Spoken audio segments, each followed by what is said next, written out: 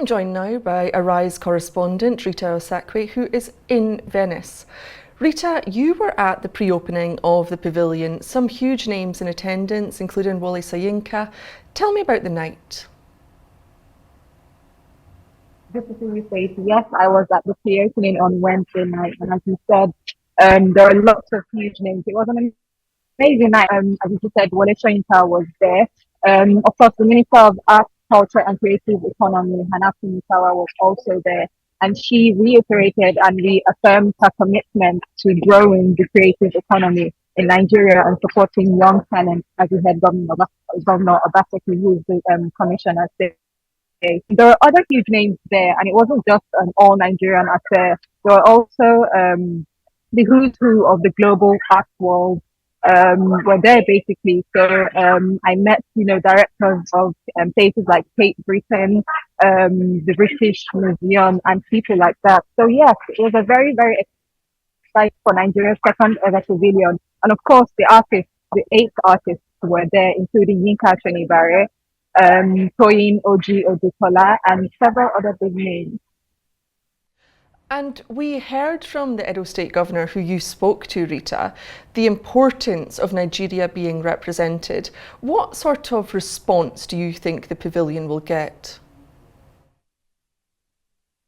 Well, I can tell you, Faith, that it's already getting rave reviews, and I'm not just saying that. After opening night, more journalists and members of the press and the public were allowed to go in.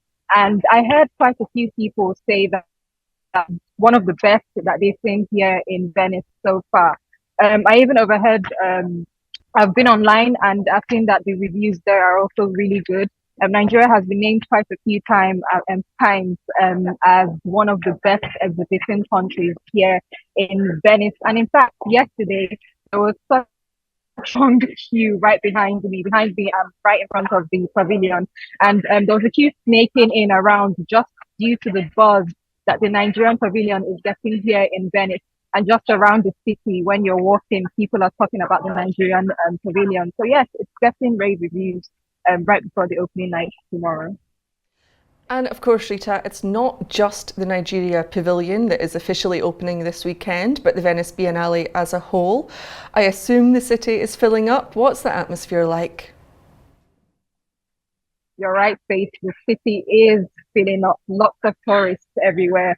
And you can imagine because, it is arguably the best and the biggest in the world, and it's definitely the oldest and most prestigious art exhibition ever. So it's even regarded as the Olympics of the art world. That's how big and highly esteemed it is. Everywhere you look, there's a tourist, an art lover rushing to see a preview last minute before opening night tomorrow. So there are even side events hosted by participating nations. So there's real excitement here in Venice.